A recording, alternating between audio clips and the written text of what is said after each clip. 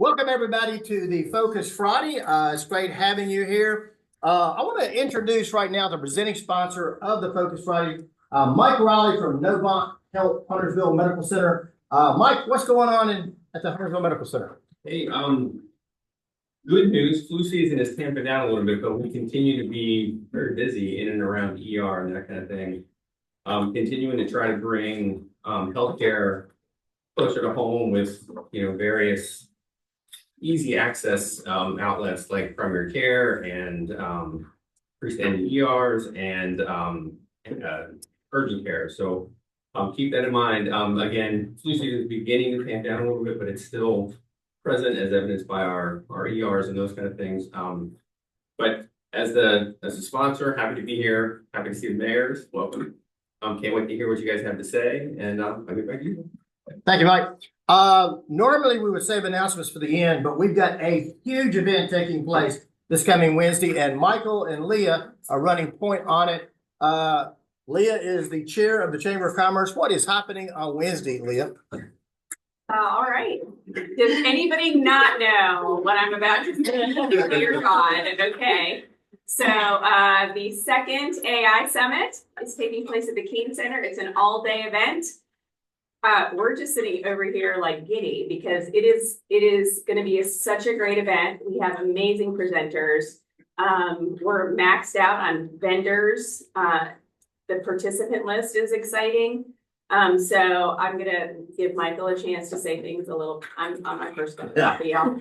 So I'm going to give Michael a chance to say something really quickly because it's looking to be a great event. So right when you walk in, you'll be greeted by a robot. There'll be robots there, not the humanoids that you've seen on TV, not one of those, but robots nonetheless. There'll be Caribou Coffee. We'll have an hour of networking. We have 10 vendor tables set up, or we'll have approximately 10 vendor tables set up. We've got sponsors, everything from Microsoft to our local businesses at the event.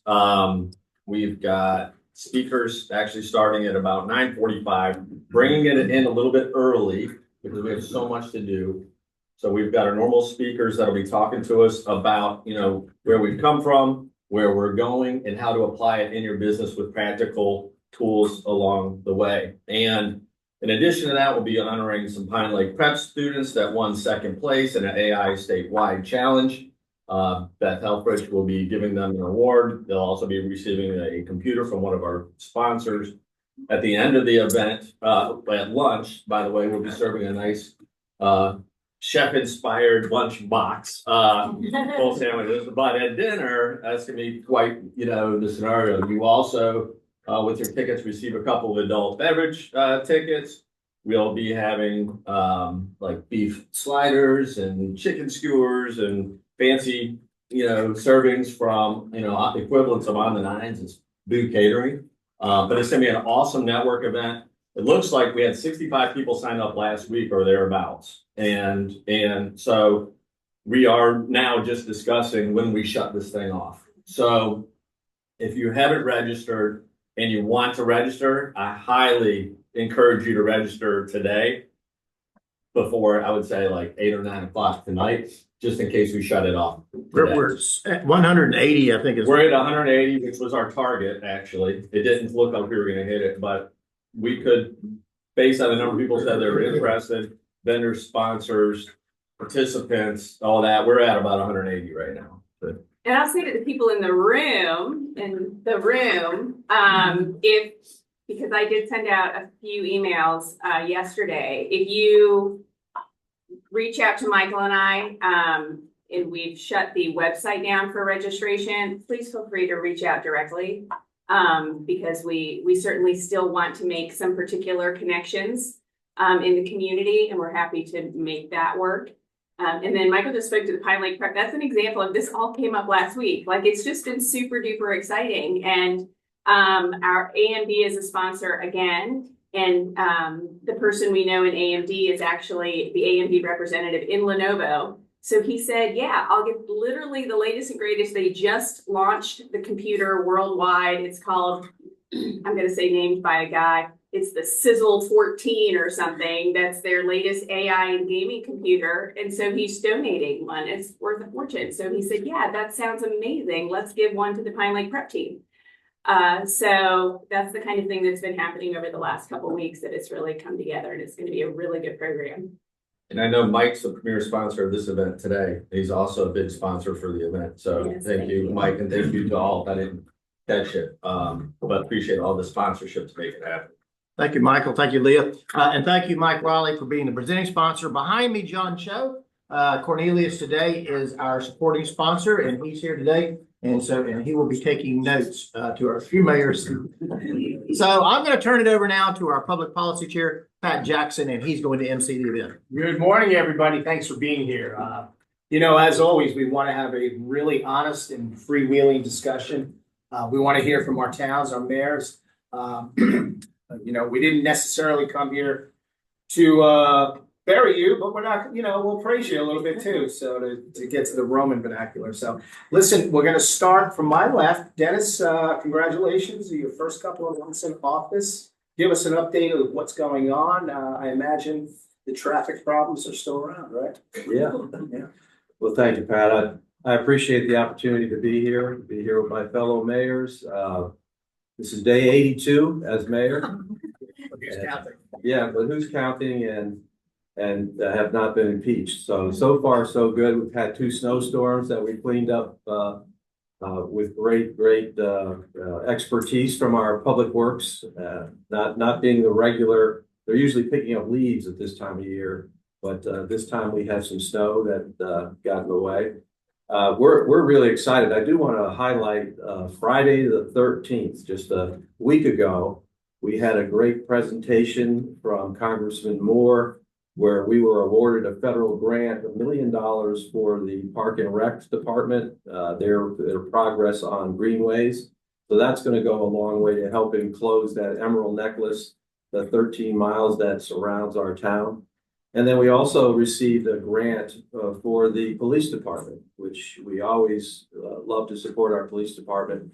The federal grant was $333,000 to upgrade our 911 communication center. The equipment there is quite old, so we've done away with the rotary dials, and now we can actually use the new equipment that will be on order. So we're excited about that. But all in all, I look at 2026 as a tremendous year for Cornelius. Some projects are in process in terms of the roads; they'll be completed at government speed. So it doesn't happen overnight, but I know at this meeting we have several of our commissioners. We've got a great commissioner group that approved moving forward with 5 projects that our Transportation Advisory Board, that's a board of consists of citizens, that identified smaller projects that the town could afford and work on in partnership with DOT while we're waiting for the larger projects, those roundabouts. We're trying to compete with you, Rusty, as roundabout capital of the area. But we've got to move quickly. I think everyone's fed up with the timing of lights on Catawba, some of the things that you run into. So I appreciate the board supporting the movement to go forward. And we have our town manager here, deputy town manager. They do a great job pulling resources together. So again, in summary, 2026 is going to be a big year for Cornelius. Thank you, Mayor Dillard. We wish you all the best. I apologize, Mayor Clark. We should have had ladies first. So with your fantastic St. Patrick's Day attire there. So that's what, yeah. Mayor Clark, tell us what's going on in Huntersville. I think, by the way, before you get started, I think we should have a contest on who's got the best roundabout. I would vote for the Gilead Road one right now. I think that's working out pretty well. Don't pull my slides. Well, My AV assistant over here, Phil Russell. We have half a roundabout there at 21 in Catawba. We've already had our board retreat this year, and so my amazing staff have prepared slides for that, and so I figured I would just share those with y'all. And you can see if there's audio, visual things. easier to.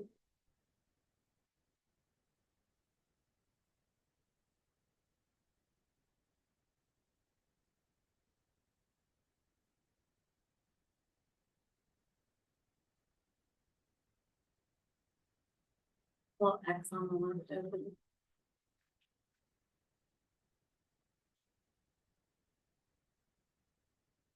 See a seat over here.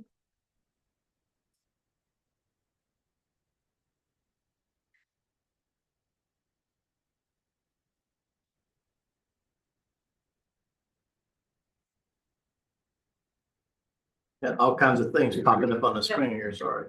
There you go. Not canceling. Speaking of AI.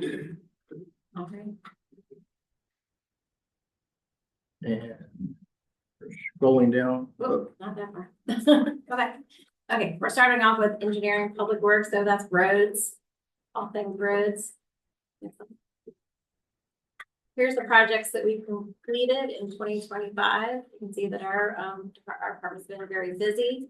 One of the really important things that the board advocated for was a hawk signal at North Mac High School to help the teenagers get across the road there safely. They were just kind of clogging up the road every morning, so we've been prioritizing their pedestrian safety there.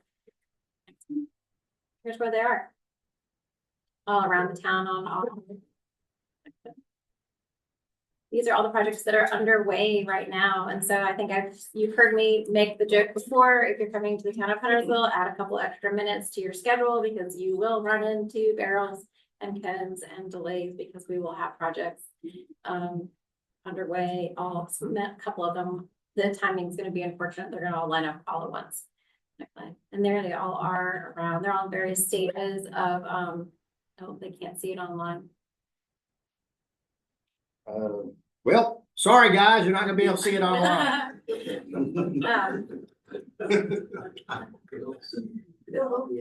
Bless. Then these are all the sidewalk projects we have underway. I think regularly we hear from constituents that they want more sidewalks in the town of Huntersville. So we have several underway. We're trying to do as many of these as we can, especially connecting ones that were parts that where a neighborhood was built and then an adjacent neighborhood was built and there's a space in between where there isn't sidewalk. We're trying to complete all those connections. So those are all underway and there they all are around.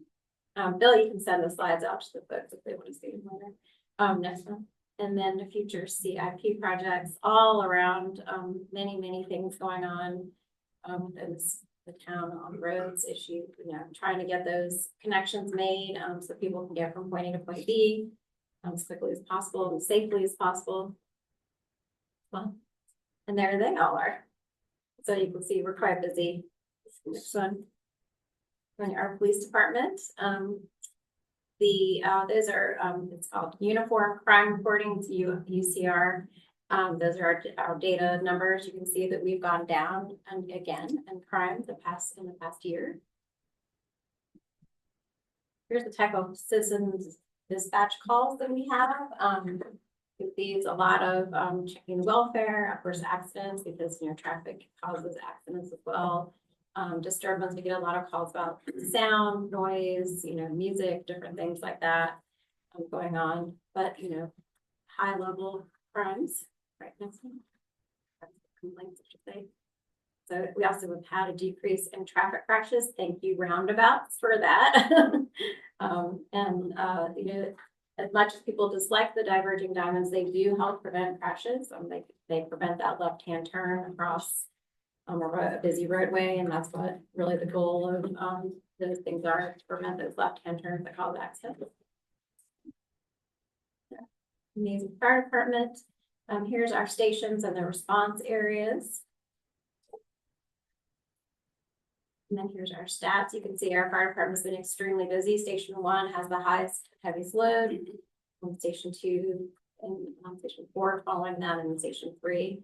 I didn't provide a slide on this, but we will be building a new Station 2 coming up in the future. And so that's what we look forward to. The current one has been there since the 60s. It's in pretty rough shape.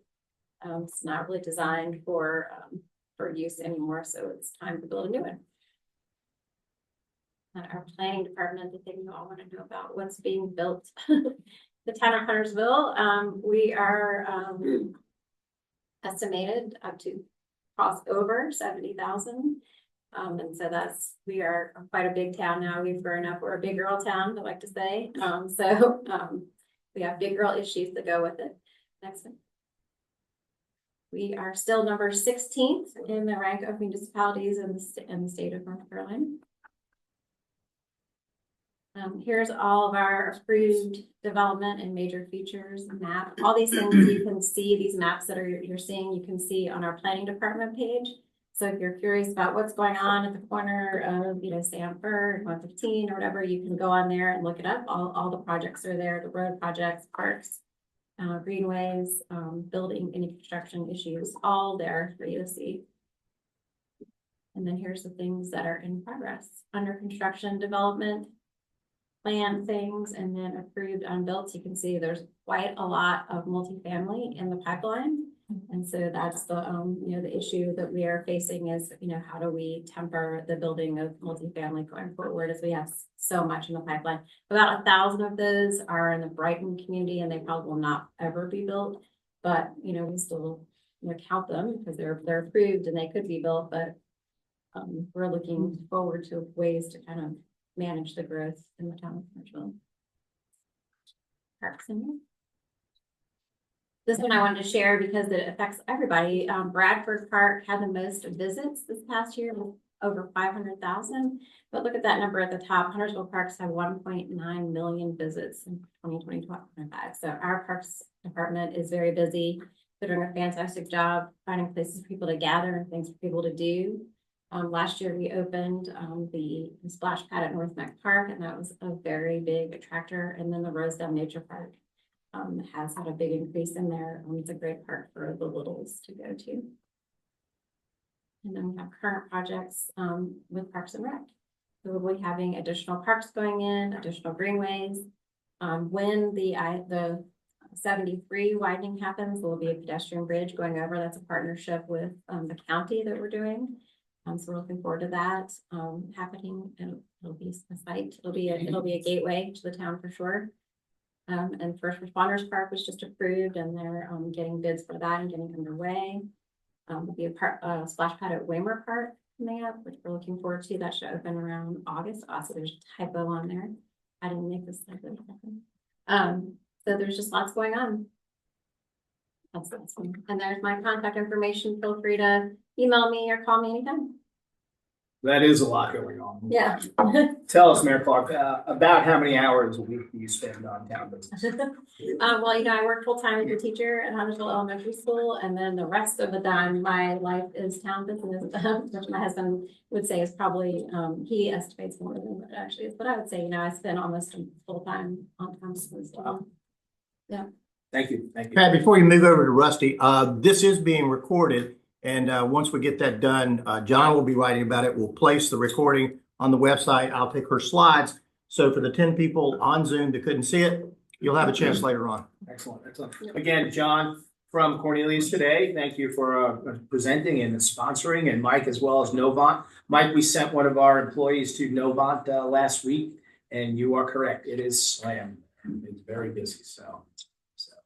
Rusty, I hope you don't have any hospital visits planned, but tell us what's going on in Davidson. Well, ironically, Pat, and I'll apologize for my attire. You guys know I always wear a tie, but I'm getting ready to drive 3 hours to Fayetteville to see a buddy of mine that's in hospice right now. So, and I hope to get there before he's gone. I would say a little prayer. Everybody's prepared for us, so it's no big deal.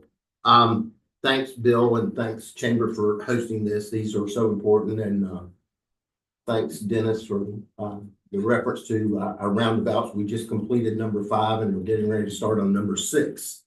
So our goal is for you to get off the interstate at the Davidson exit, and by the time you get to River Run to play golf, you'll be drunk from all the roundabouts. So I still can't believe you're over 70,000. I can remember, I'm gonna date myself. I can remember when Huntersville was 500 people.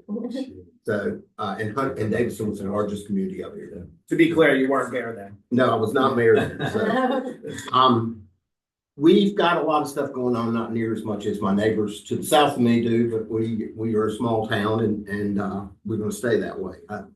The things that we've got on the horizon right now, we are in the final stages of completing our historic gymnasium behind Town Hall, which is the last remaining gymnasium that was built during the 30s in the county. There were 11, and this is the last one standing. So we got a grant from the county. We're almost done with it. We retained the bleachers, so it's still 6 feet short of being a full basketball court. But they still played high school basketball there when my dad was there. So it'll offer us as a town our first indoor programming facility that we don't have a shared use with Ada Jenkins or Davidson Elementary. So it'll be huge for our Parks and Rec department for programming. Everything from seniors activities to there will be 2 indoor pickleball courts striped off in there. So we're not going to compete with serve or anything else, but pickleball is still a buzzword in town. So let's see. Last Tuesday's board meeting, we approved a construction risk management vendor for our new fire station, which will be on Griffith Street. We bought 2.5 acres about 2 years ago across from Sadler Square, adjoins the brick house. We're going to use about 1 acre of that to build fire station number 1 and move it out of the existing site at Main Street and Jackson Street. And then we'll take what was the town hall and is now our public safety building. That will turn into our law enforcement center. So hopefully that checks the box. Once we get fire station 1 moved, we're done with municipal buildings for at least the next 30 years, which will be nice to know that we can spend tax dollars on other things like parks and things like that. Let's see. We are now in the beginning stages of a new CIP for local road projects based on the tax revenue we're going to receive. Looks like starting in either October or January from the transportation sales tax. Our realization the first year is a little over $3 million. So that goes a long way for the 65 miles of locally owned roads that we maintain. We are in the final stages of completing the Kincaid Greenway, which will be one more connection of our Greenway. We've got about 17 miles of Greenway done at this point. We've got engineering going on another mile out between Narrow Passage and Fisher Farm. That will be a huge connection for those passive parks and the rest of town. Let's see. Business-wise, a couple things. Downtown, there's a little building adjoining across the street from CVS that used to be John Cunningham's law office. Carl Plattner bought that, and it's going to be a wine bar. There's a place on South End called Frenchie's. I have not been there to see what it is, but this is going to be a Frenchie's in Davidson, and it's a really cool concept. They're going to keep the remaining the existing old building for I guess rentable space for office meetings and things like that. And then it's going to have a 2-story glass facade with a two-level wine bar on the front of it that faces Main Street. Sadler Square is still rolling. The new owners have secured tenants for all the spaces in there. Ella Blue, which is a ladies apparel store, and Catawba River Outfitters is already opened, as well as Renoja. I don't know what Renoja is. I know my wife goes for red light therapy every day. I'm not sure what it is. Okay, thank you. Okay. It's hugely popular in town. There will be 4 restaurants there. We're going to have a Greek restaurant there, a burger place there, Roosters will be there, and Jim Noble's French bakery that he also has will be there as well. So that'll be some new offerings to our already flooded restaurant row in Davidson, which will be good. Gosh, on the horizon, what we've got going on, I think the biggest things right now are affordable housing. We are close to being complete with our portion of the Hope Lumber site. There's 82 units there, 8 are affordable. We ended up buying into those and reselling, and we're down to our last 2 now, which is and they are under construction. They're not ready for sale yet. We are anticipating another 50 units with, over where Oak Hill Apartments are right now, across from Beatty Park. They're building another 50 units. We provided $500,000 as an offset for construction cost, as did the county on a grant. So that'll be another 50 units there. And we are very close to announcing a partnership with Davidson College on affordable housing as well. So that's going to be huge. We've been working on that for several years. Other than that, you know, we've got several private developments that have LOIs or under contract right now. Nothing that you can spit out to the public yet because we're not quite there. We've not even gotten submittals from anybody yet. We've had some pre-planning meetings, but I'm excited for some stuff that's coming to the east side of town. You know, potentially some commercial stuff out at Davidson East, and then the Maze node at 73 and Gene Washam and Davidson Concord. So, you know, we'll let the future play into that and see where it goes. But again, I'm glad to be here. I'm glad that we have continued this dialogue of mayors meeting on a regular basis. It's so important that we do that. Christy was at work the other day, couldn't be there, but on Monday or Tuesday, Dennis and I were in Charlotte to meet with the mayors of Pineville, Mint Hill, Matthews, and Charlotte as well. So we try to do that once a quarter. But our dialogue has been open and free between us, which has been great for North Mecklenburg, because I think at the end of the day, like minds keep our community in a better place, in a better position when you're fighting the big bad wolf of Raleigh. And I don't view Charlotte as the big bad wolf. I mean, we are as successful as Charlotte is. So I'll embrace that every time I get a chance. But it's nice and refreshing to know that we still fight for North Meck, because that's what's important to all of us in this room. Excellent. And, you know, that tradition of the three towns working together goes way back to Jeff's days. But of course, Woody spoke about that as he retired. So we appreciate that. We don't always have to be like-minded. I mean, thinking differently is helpful as well. You brought up social and hospitality. You've got some cool things coming as well. I think North Met area definitely could benefit from that. Dennis, you've got a couple of operations coming on Statesville Road, correct? The Little Mamas and I don't know what is going in the Waterman there. Right. Well, it is being upfitted to be in another, you know, nice restaurant. But I just came from the Surf, which, you know, I think as far as destination in the town of Cornelius, you have great food, pickleball. Who doesn't like pickleball? And also this morning, they had in one of their bays, they had one of the holes at Pebble Beach, number 7, a favorite one of mine. It did show no wind coming off the ocean, so it was a little easy to hit the ball. But yeah, I think in terms of Cornelius, we're adding more. We're looking forward to adding more in terms of restaurants and places to go. And at the Serve, you will often find Jack and Robin right there cleaning up and serving and doing a whole bunch of things. Those people are hands-on. So I'd like a couple of questions around 2 specific topics. If you don't volunteer, you'll be called upon. Public safety, and obviously we're going into budgeting season. So I will give the honor of the first question to our chairperson, Ms. Leah.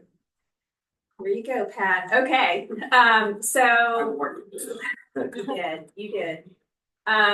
So public safety, we heard at one of our recent gatherings of this group about I'm just going to jump right in with what we're all seeing on social media right now. A group of kids at Bergdale, and the fact that you know, Cornelius is having issues with the kids on the electric scooters and stuff. Would you be able to address that specific incident and then give us an update on how that incident is impacting your current efforts to try to get all of our minds around whatever's going on? Yeah. I think the point that you started off with was that it's kids, right? So remember, keep that in mind, everybody. They arrive in Ubers. They're Uber teens. They are not grown adults. They're coming. They are kids. And so keep that in mind, because we were all 15 once and all did stupid things. And I know I certainly did when I was 15. So keep that in mind, as we think about this issue. But it was definitely a teen takeover. It was a TikTok challenge. If you go on TikTok and you search teen takeover, you'll see all around the country, teens are doing this exact same thing. They're coming in mass to a location. They have a song, they're dancing, then they disperse after the event is over. So that's kind of what happened on Saturday night, which was, was happened at Birkdale. Now in response to that, Birkdale, in cooperation with our police department, they have lowered their age of curfew. So if you are under 18, if you've been adult at 6 p.m., after 6 p.m., that is a policy from Birkdale and not a town ordinance. So keep that in mind as well, is that their safety officers will have to enforce that. Our police, that will not be something our police can enforce.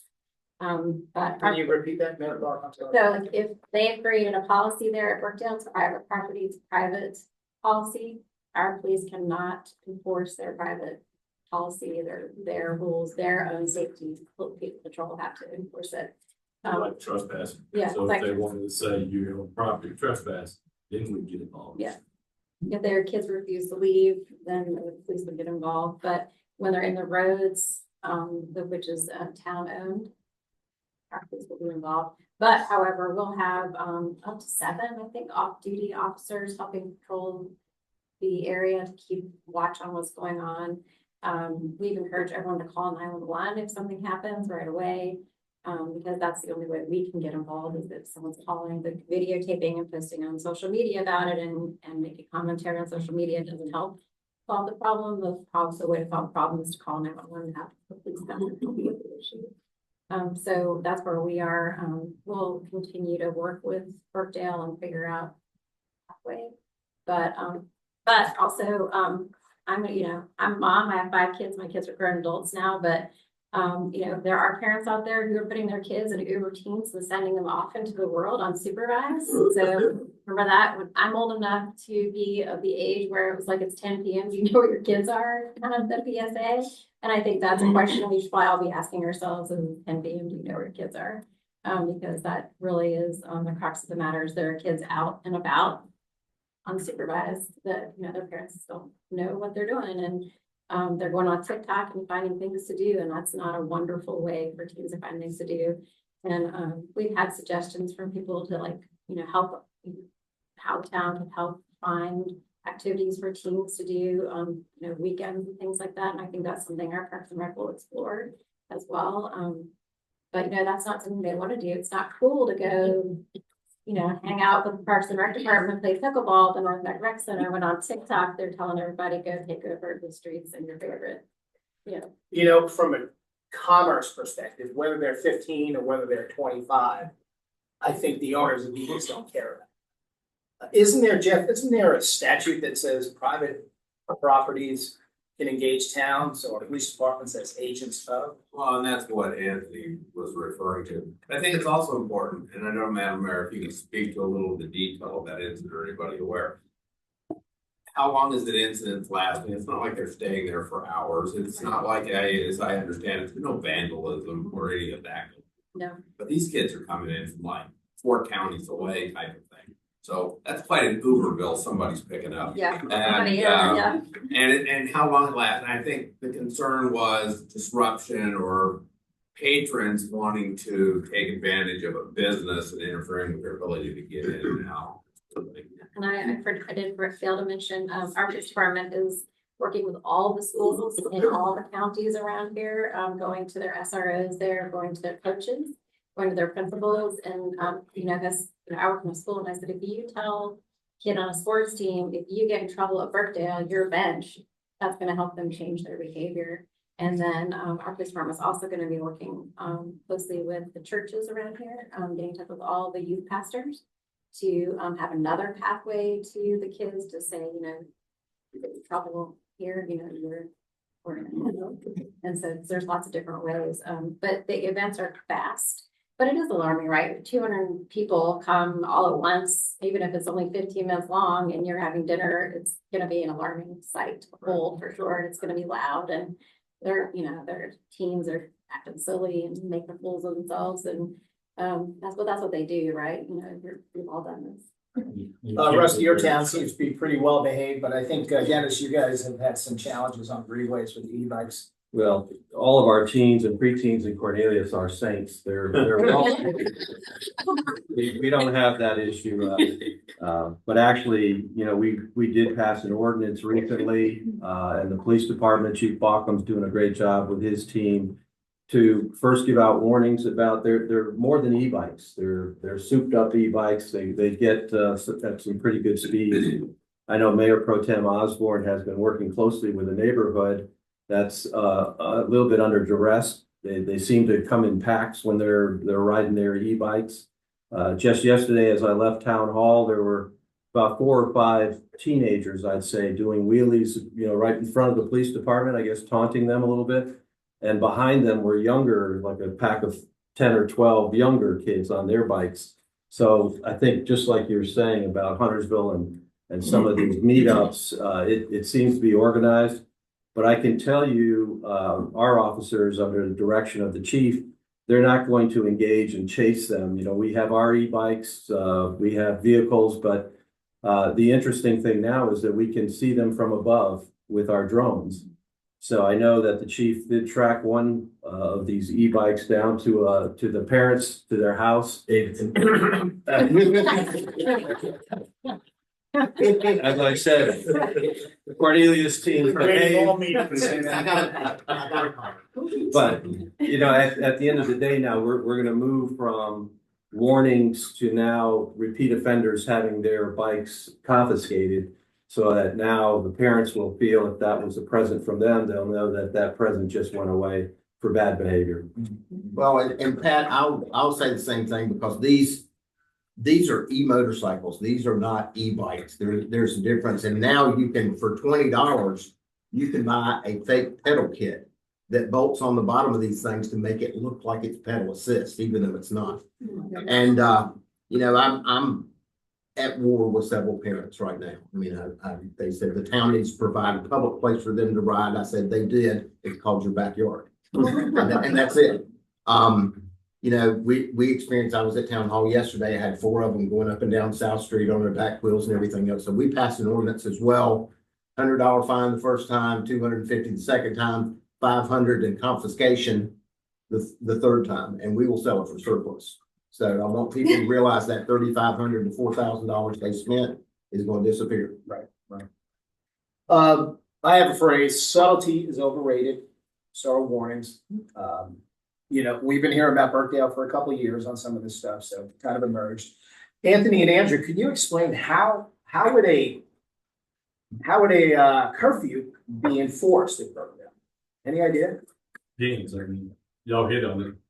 There's a town curfew, there could be a private curfew, and obviously lawyers in here, I see one looking at me, so there's different issues that arise. And just like we talked about trespassing, when shopping centers do it all the time, what they'll do is they'll put a trespassing order on if you're causing problems so that the police can pick them up. Otherwise, it's private property. So, it gets very complicated even on curfews. What are you going to do on most of your curfews? Typically, a town curfew is typically 11 to 6, 12 to 6. Well, if teenagers, Birkdale closes down probably 10, 30, 11 o'clock. So what is a town curfew going to do if it's 11 to 6 or 12 to 6? Nothing, because the teenagers are typically not there again. So are you going to do it? Do you do a townwide curfew? You get into legal issues if you pick out if you get selective and you just say, we're going to go curfew on Birkdale. You got to be very careful that there's no, I don't think there's any court cases in North Carolina right now. I think there's one in Colorado. So yeah, I've stayed at the Holiday Inn, so I have a little bit of a legal background, but it's complicated. So it's not as simple as you think a curfew is going to solve it. The private sector can do a curfew there, but like you say, it gets into enforcement issues. Is it on private property or is it in the public domain where it's the sidewalks through? So I could go on. It's super complicated on how you deal with it and how you address it, but we're looking at all the avenues. Excellent. And we are so fortunate, we're right with you, Stacey, to have Andrew and Anthony, longtime public servants around here in multiple towns. You guys have your ears to the street. you know what's going on, very focused on public safety as well. So we appreciate that very much. So. And I'm gonna say, you guys have heard me talk about my first lifetime here, right? I was here 6 years, for 6 years from 98 to 2004. And we had this exact same discussion, the Cornelius Town Board and government getting calls constantly whenever there were more than 10 middle school to high school kids hanging out at the Brugger's Bagel. And Police Chief McKinney was like, why were we afraid of that? You know? So teenagers have always needed to hang out, to your point, right? So I think we all, as the adult community in this area, need to appreciate that teenagers have always been looking for places to hang out. So that's not the sinister aspect of this that we need to be worried about.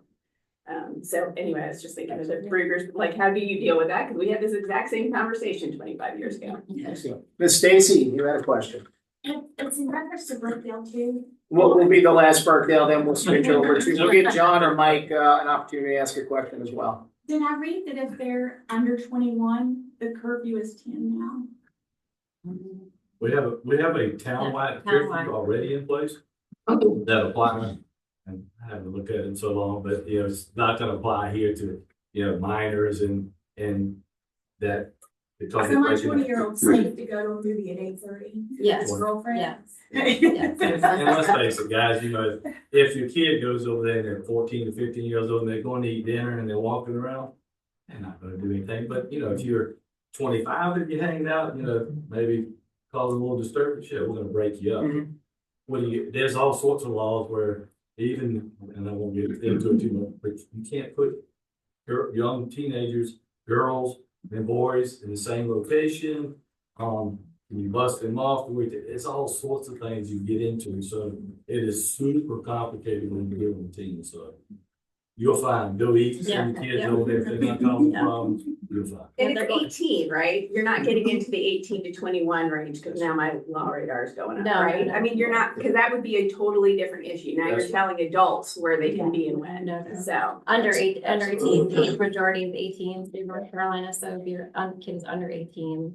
Now, if they're going for a birthday party and they're clearly going to Ease to sit down with 6 girlfriends and they've got balloons and bags and things and they're having dinner, like that's a different scenario than going on TikTok and gathering people. And I did one other element the town is investing in is a keyword searcher on social media. This is their software that does this. That's probably AI. That's going to go out and search for teen takeover Brookdale and let the police know in advance of, is this going to happen again? Because I know that was one thing, like, I don't really use TikTok, but I was scrolling as these things were going on and searching myself. And I was like, well, it's easy to find. They're there. And so, but our communications department has the capability, the software to go out and search for these keywords. And so we're gonna invest in that process to use for our police department to alert them, like, because they're gonna be, because it might not be Brookdale next time, right? It might be the Target, it might be, you know, got the name of the bowling alley. The bowling alley, you know, it could be any other place. It doesn't have to be Brookdale, Right. just Brookdale. It's fun. Well, Burkdale is significant. It's an economic engine. And it's less Besides the complex. lake, exactly. So, last point, any citations the other night that we know? No, they were. Okay, they dispersed They pretty quick. dispersed pretty quickly, yeah. I think I've seen on social media too, we could talk about this for like 3 hours. Yeah, The car that they were dancing on was one of their cars. They did not stand on a resident's car and disturb a lady, like that's all Well, that was. Davidson, it was in States, the car in States. Yeah, it's, Down, kid took the car, yeah. all that kind of stuff. Yeah, I think No, we have perspective on this, we know, but we're not gonna minimize it yeah, either, no, correct? and we're working on it. We're taking it seriously. It is not something we're dismissing just because it's kids. Doesn't mean it's being dismissed. It just means that we're keeping the perspective of the safety of the kids is like part of the priority. Jeff, you get the last word on this. Yeah, the thing I think it's important to recognize, a lot of these types of ordinances aren't so that towns can go out and enforce all this. It's giving law enforcement a tool if they need it to be able to interact in an appropriate manner. Yeah. Mike or John, any question on non-Burkdale activities? And let's hope for a very happy and peaceful weekend this weekend. Yeah, question, a leadership question. So as I see the three of you, I see sort of brand new, lots of experience in the. So in your first 83 days, what surprised you? Mayor Clark, why do you do it? What rewards you? And Mayor Knox, what advice would you give the other two? That's- Well, that was good. We're not Yeah, doing that's the great thing With the question. new guy. Good for you guys. Rusty, he didn't ask you what it was like in the Nixon administration. Back when I used to take my dinosaur from the farm. Why don't we go with Dennis? I mean, 83 days, you obviously have, what's been the most surprising? It's a great question, Mike. Thank you. Well, actually, Burkdale was the biggest surprise, but no. Not allowed to say birthday. No. I like to think that prior to running for mayor, I was an HOA president. Got a lot of bumps and bruises through that. Understood, the issues in the community, and then 3 terms as a commissioner, 1 as mayor pro tem. I think you learn a lot in that role. We have great commissioners, mayor pro tem that's doing an excellent job, and I think it trains you. It really prepares you for what you're going to find at the mayor. Nothing could ever fully prepare you for the mayor's desk, but basically some of the issues that you find at the mayor's desk were the same as an HOA, only it was your direct neighbor yelling at you. I think business background, government background, I felt prepared to take on the role of mayor. We asked that same question of Beth Helfrich last month, and her surprise was the collegiality she found, which was very encouraging to hear. So what are your thoughts on that? Why this is my second role in public office. I served in Beth's seat before. I think service to others is the calling that I have. It's in my heart. It's something I feel strongly about. It's why I love working in elementary school and being the kids and the families there and helping them. It's also why I serve in this office. But you see in the limelight of a town, you see our board meetings and you see issues like Burkdale. But every day, the town and I and our other board members are helping people. There's issues that come up every single day, from trees and potholes and trash cans and just all kinds of issues people need help with, and that's where the calling is to help people with the problems they face every day. They're not. And the advice and knowing both of these folks, whether you're retired or you're a full-time teacher, you've got to be all in, and they are. I literally wake up every morning excited to go to town hall because I do this full time. I'm there 40 hours a week, and then I have meetings 3 nights a week somewhere. And that's just my life. That's what I do. But I think the most important thing is to embrace every facet of it, the good, the bad, and the indifferent. It's right now we've got an issue with, I'm vice chair of CRTPO, and we have an issue with managed lanes in South Charlotte. And I'm receiving right now about 100 emails a day. And they're copied and pasted. I addressed it at CRTPO night before last to the people that the 60-some protesters that were there to speak publicly, and said, I've gotten 1,000 emails so far. I read the first 5 or 6 and realized they're copied and pasted. I have not read your emails, but I appreciate your passion.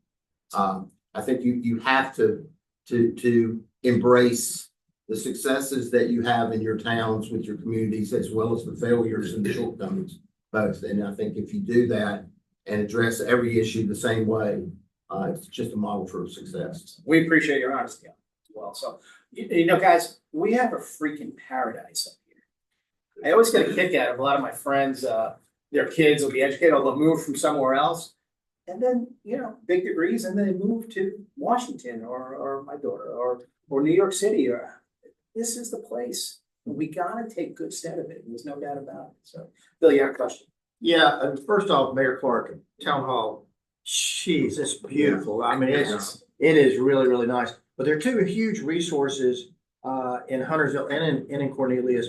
First off, and I want both of you to speak to it, we've got the Veterans Affairs Office that you put in January. Yep. And then I want to use Congressman Moore has his office right here in Cornelius. Can y'all both speak to those resources? The guidance and the insight of Commissioner Quarles, and everyone agreed Mr. Quarles is here.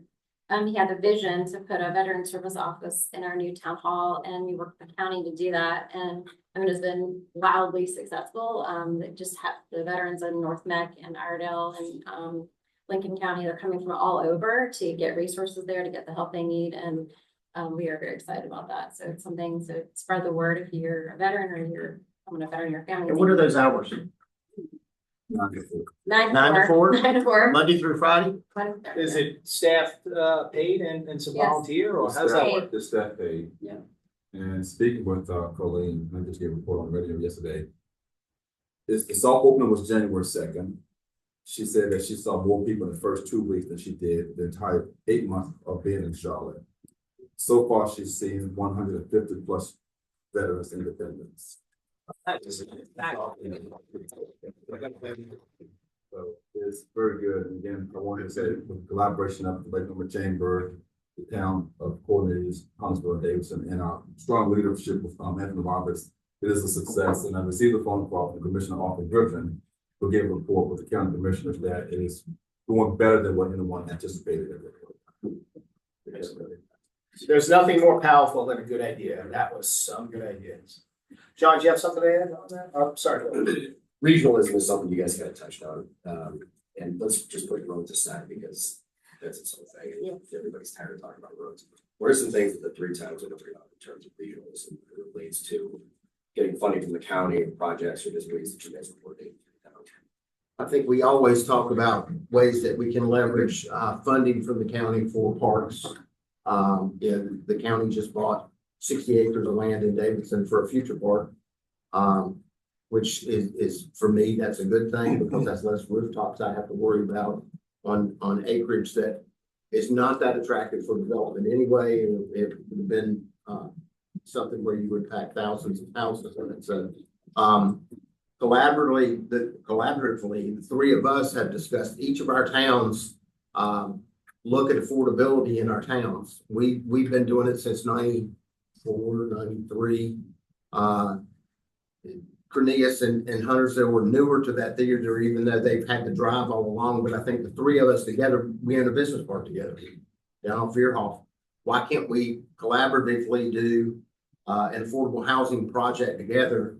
You got the land, you got the money, we've got the experience, and do something like that for the community and still move forward with our individual needs that we have for affordability and attainability in our own towns. So that's one thing that we've all discussed. Right, and just like roads, the issue doesn't stop at town lines, so it's a corridor issue for housing attainability, affordability, workforce housing.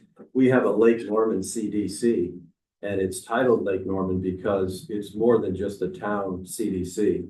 So a little bit like NATO, we need to contribute as each town and find where the solutions are. I wish we did have the land, Rusty, but things are very expensive. So where we find an opportunity, Lake Norman CDC could be that glue that brings us together to find solutions. I reverse that. You have the land, you have the money. Yeah, that's right. And we have some locations too in town of Huntersville. We did a animal housing study and they identified some potential project locations that we might be able to use. And so I think we have, we're kind of looking at those and getting the scope of that, and the three towns went together to make those happen. That would be great. It's just so important because we don't want people that live an hour away that do the work for all of us in this room to have to drive him. It's a paradox for me in Davidson because I firmly believe that if you choose to call Davidson home, you should have the opportunity to live there. But then as a realtor for 31 years, I got to look you in the eye and say it's $700,000 just to get in. So it's a pushing the boulder uphill both ways. So. And one of the exciting items I mentioned, 2026 for Cornelius, we have a Smithville Coalition that has been working for years to revitalize a very important part of our town. And now with Lake Norman CDC partnership and True Homes and others, we will see some homes go vertical in Smithville in 2026, which, that to me is just a huge success story. Bill, do you have another point on regionalism? Obviously, no, I was just gonna, we didn't really touch on Congressman Moore. What is his offices there at the town hall? Yeah, he's on the other side. I'm on the first floor. I'm in the History Museum. I'm actually older than some of the pictures that are up on the wall there. But and I think Congressman Moore, having the presence in Cornelius, he is also thinking about Huntersville, Davidson. We were very, very pleased to get the $1.3 million in federal funding of grants. But I sense, and I think it was mentioned earlier, that and maybe it's election time, but there is a lot of attention being paid, calls coming in from our representatives, congressmen, the members of the House, where they want to know how they can help. So I think collaboratively, if we stay together as three towns, that message will resonate with Congressman Moore, who's right there on the first floor of our town hall, and understanding what the local issues are. And Bill, I do want to point out, we are in the final stages of finishing up an office for Representative Helfrich at Town Hall. We on the first floor, we have a preserved classroom that looks just like it was my fifth grade classroom in that building, and it looks still just like my fifth grade classroom. We're waiting on the North Carolina and U.S. flag and a pull down North Carolina relief map to go in there, and then Beth. There's only 48 states, Yeah. That's close. But we're waiting on Beth to give us what kind of hours she wants to outline, and so we'll have office space for her available then. Excellent. Before we wrap up, we'll do a quick couple of minutes on an easy topic, property taxes, and we'll go from there. Herman, quick question. Real quick on small business community. I didn't hear much about that. So I deal with small businesses. We sell a lot of them. And you guys touch a little bit on economic development in the small business community. So I'll go first. I've got three large employers. I've got Train, MSC, and Davidson College. I've got 345 small businesses in my town. So that is the backbone, the fiber of what makes Davidson unique is we have so many small businesses, and I do one or two ribbon cuttings for these folks almost every week. And sometimes it's just a law office or an accountant's office, or it may be a spa, it may be a restaurant. Our economic development department, which is a powerhouse of one person, Kim Fleming, is constantly on the lookout. People want to come to Davidson. We don't have the footprint for many of them to come. We've got a couple of new buildings coming out of the ground right now that will have opportunities for some more small businesses to locate there. But we're constantly trying to find those businesses that not only can thrive in Davidson, but will be things that will be supported by the local community as well. Because I get we're a destination. I still have trouble fathoming why my hometown is a destination, just like I don't understand why Lake Norman is a resort area. Because I grew up here. I've never thought of Lake Norman as, but it is. And that's practicality of where we are today. So, just making sure that we keep that incubator posture of nurturing small businesses when they come to town. We would. We're actively working on our downtown redevelopment. So we have spaces that are opening up, right now. And then we're putting the green space next to Discovery Place Kids. We put an RFP out for that last year, but we're going to reissue that, and hopefully the goal is to get a place there that will allow for small businesses and local restaurants and things like that to have a place to be. That's our end game with that, is having places in downtown, and we'll just continue to push on those things as we move forward. Dennis, you're a former small business person. I am former, yes. And, if you look at the makeup of our town board, you'll see that we have entrepreneurs, we have business people. We love to partner with Bill here at the chamber. I've always said it's the best chamber in North Carolina. So we also have other small business networking groups that get together, and I absolutely endorse people getting together to network. But we're open for business in Cornelius. We have some of the larger projects like Alexander Farms and Mills Market that are a little slow coming out of the ground.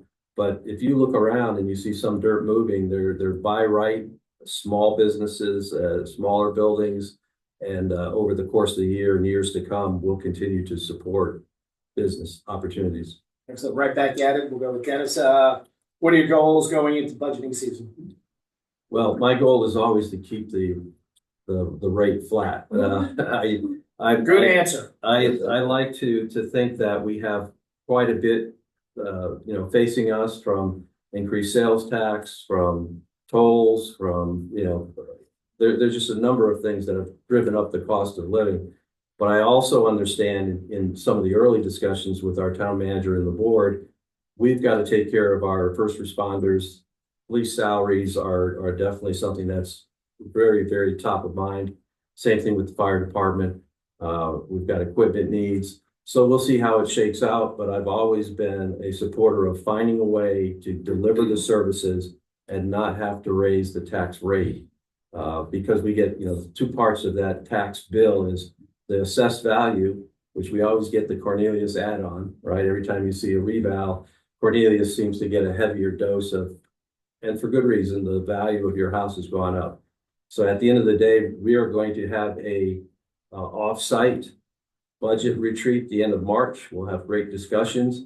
I'll be pushing for flat, but also pushing for the right number that satisfies what we need to do with first responders and some of the other important items in town. Excellent, excellent. Mayor Clark? Yes, we've already had our board retreat, so our budget talks are already underway. And we are not intending to increase our tax rate this year. It's being recorded. Yeah, well, that's our goal, right?